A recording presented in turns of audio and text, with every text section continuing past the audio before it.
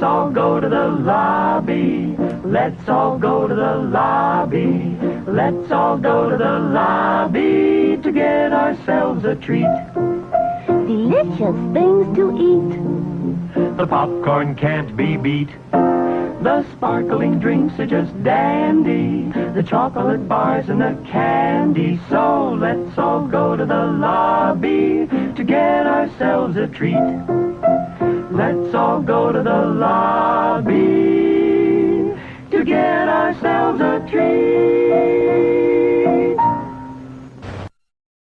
Hi guys, it's Fiverr and welcome back to Sugar Candy Miniatures. I got an exciting one for you this week. I'm going to be painting up one of the miniatures from this incredible board game, Townsfolk Tussle, and I'm going to be trying out a wet palette for the first time, but I have a very specific reason why. Now, some of you may or may not know this, but I actually did go to school for animation. I wanted to make movies and cartoons and things like that. I've kind of had a fascination with animation for as long as I can remember. And this board game is set, the style of it is like a 1930s cartoon.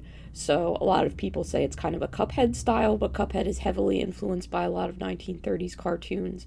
So it pulls from that collective style. And I wanted to do a color scheme that would be reflective of the methods that would have been available to color a cartoon in the 1930s. And when you think of those cartoons, often you have this kind of like washed out color scheme in your head, in your mind. And there's actually a reason for that. So when they shot the color on Technicolor for the cartoons, basically what they would be doing is they would shoot at the same time. There were two reels of film in the camera, one shooting in the color red, one shooting in the color green, and then when those strips of film were finished and developed, they would glue them together, like back to back, and when you looked through, you would get the entire range of color from red to green, which would produce your color spectrum. It was very hard to get things like super saturated blues, purples, and yellows with this color scheme, which is why those almost always look washed out. Disney actually had the first cartoon with a three-color process, so cyan, yellow, and magenta, as opposed to red and green.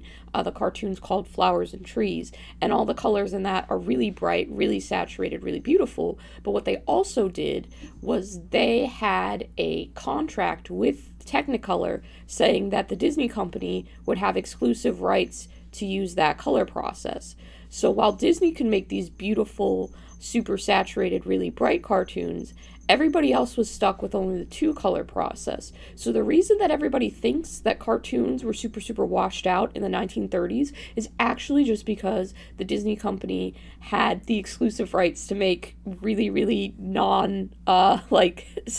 really, really bright, bold cartoons. I've always found that pretty fascinating, especially when you consider that at the time they were having to carry around like actual cameras to film things, and they were super bulky, and you were trying to fit like 3 rolls of different color films into one camera. Same with the two-color process. You had 2 rolls of film inside the camera, so it was twice as heavy. So anyway, when I set up my palette, I decided I was going to only use red, green, black, white, gray, and like a tan, just because those are all colors that would have been either relatively easy to mix, like the tan, or just what was available. Now, it's not going to be perfect when I paint this, because obviously with film exposures, you're going to get the full range of color that is possible, and with paints, you're limited to what pigment is actually in the paint, and I don't think any of these paints are single pigment, so there's probably colors that I'm not going to be able to get, not going to be able to mix properly just because of the limitations of the medium. But I don't have all the money in the world to go and source single pigment paints, or like the powders and dyes that they would have been using in the 1930s for painting stuff. That's just not realistic for me, unfortunately, as much as I would love to do that. Just unleash my inner ink and paint person ready to go to work coloring celluloid. But anyway, this is the model and the colors that I'm using for it. The model, his name is Pepin the Frog. He is an evil milkman who is a frog who got kicked out of the town in the board game for selling weird milk. And then the mayor in the town died, and he came back and tried to sell milk again.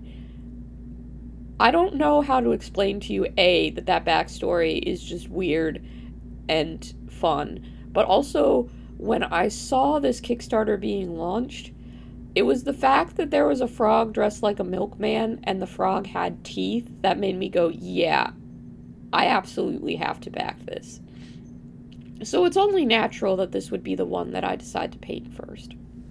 And while I'm painting this, I had decided to take a look at some cartoons from the era I was trying to replicate, because I have a subscription to HBO Max, and they have a lot of the Fleischer Studios cartoons. Max Fleischer was a animator and inventor in the 1930s, and he is responsible for the Popeye cartoons, for Betty Boop, for Coco the Clown. Those are some of his best known works. And he was always kind of just one step behind Walt Disney. I remember reading a biography about him in my college library that I wish I could remember the title of and cite here as a source, but I've been out of college for a while and I no longer have access to a library full of books on very, very specific topics, so I'll see if I can maybe dredge it up by searching the internet and put a link in the description. But Max Fleischer is pretty impressive. He came up with the concept of rotoscoping, and for those who don't know, that is basically taking live action footage and tracing over it for animation reference. If you see a lot of early 1920s cartoons, things don't move in a way that resembles realism in any capacity whatsoever. It's wonderful. I love it about that era. It's so jank and experimental, and stuff just doesn't work the way that you expect it to. But Max Fleischer had his brother, who was a vaudeville performer, dress up in a clown costume and then would trace that reference footage and make it into a cartoon, and that's how he came up with Coco the Clown. And the animation was a lot more smooth, a lot more fluid, a lot more lifelike. He actually filed a patent for this. You can look that up. This is something that he invented. There's a drawing of the machine that he used and everything like that. His inventions and contributions to film and animation don't stop there at all. He also would be really annoyed with how his cartoons were supposed to sync up to music. And at the time, most theaters had piano players in them who would be playing the song to go with the film. But if they didn't get the timing just right, the jokes wouldn't land on the beats and stuff like that. So what Max Fleischer did was he would have the lyrics come up on the screen, and he would have a little bouncing ball hit each word, and then that would cue the audience that they were supposed to be saying that word at that time. He invented the concept of follow the bouncing ball for singing along to things, which is used in everything. It's crazy, the mind of this man. And he also had been pushing to do color cartoons, to do things like the Disney Studios was doing. He wanted to do a full-length animated feature, but his studio wouldn't fund him. They said that nobody was going to sit through it.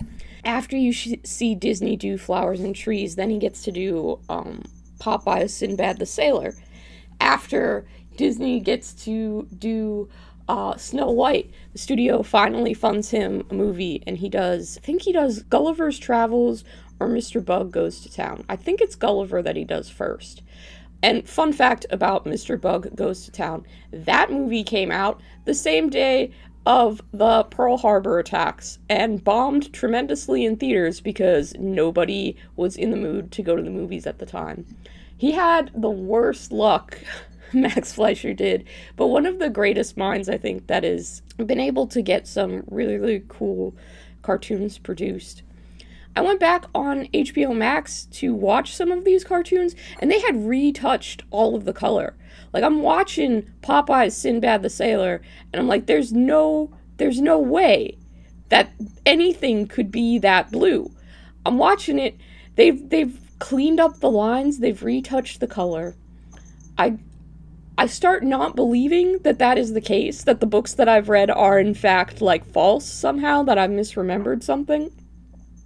So I pull up a clip on YouTube and I'll pull up the color comparison with 2 of the screenshots here, but they look like almost completely different films. I was profoundly annoyed by this.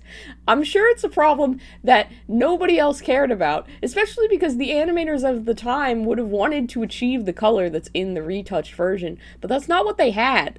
That's not how it actually looked. And, the machines that would have stuck the red and green film together and produced it into a thing are obsolete and huge and mostly dismantled. I think there's one that's in parts in a museum or a factory somewhere, but it's not usable. You cannot get the results that are in the original anymore. You can get anything to be beautifully restored in color. That's possible with just how films can be made nowadays. But you can't rewind it and go backwards. So I felt weirdly sad about this, that something was being lost. And it's not like me painting a frog weird colors in a video is going to do anything to preserve that. I'm not a film archivist. I'm not a film restorer. I never got to work in the animation industry itself because the pace of that industry and getting into it wasn't something that I ended up wanting to do once I was done school. It's a very fast-paced industry, and it just didn't cope well with the life that I wanted to have. I wanted to live my life a little bit more slowly and peacefully and with less stress. I still have a great passion for animation, and to see that there is a loss happening in any capacity makes me a little bit sad. One of my favorite other Fleischer inventions is a concept called the stereooptical process. And it's basically when you take an environment and you build a 3D environment, and then you have a character, an animated character on celluloid walking through that environment. If you can picture a slice of a pie and you build that 3D with real foam and terrain and stuff like that, you have your setting and it goes back. So you make it smaller, the closer to the tip of the pie, and then what is closest to the camera is the crust of the pie. And then you put your character along the pie crust, and you can have them walk along, and you get this really great, depth of field. That always looks really cool. I love seeing a practical set with an animated character in such a, small scale like that. I think maybe one day I'd love to build a little set and take all of these characters from Townsfolk Tussle and throw them in there and see how that would look. It's kind of a fever dream, and I'm not really great at building terrain and stuff like that, and it's an outdated process, but I kind of love all that stuff. Even with stuff like the video game Cuphead, I feel like they capture the style of the time really, really well. The Netflix series adaptation, everything looks too clean. The silhouettes don't look right. They wouldn't read if they were a real 1930s cartoon. The colors aren't right for a real 1930s cartoon. It's paying an homage to a style in a way, but it's also not an homage enough for me, the person who really I love the Cuphead game, because I feel like it got it right. And I feel like the show hasn't gotten it right. It doesn't feel like it would have existed in the 1930s. It's too clean, both in terms of, the style and the line and the color, but also the humor. It doesn't ever seem to get violent enough for what a lot of 1930s surrealist cartoons were. I'm just talking about animation at this point, and the minis basically painted. As you can see in the background while I was going on my big rambles, Everything got painted up, mixed all the colors. Wet palettes, I don't know if I love them or not. I think that for this process, they worked really well, but I'm not sure that it's something I'm going to be returning to and using often, especially since I didn't really have to get any smooth blends. I did want to emulate the watercolor backgrounds on the bases, and I was smart enough to nudge my camera upwards so you couldn't see any of that happening, but basically it was all just wet blended. I took everything and kind of slapped different colors on there while it was wet and swirled it together so you got kind of like patches of different color.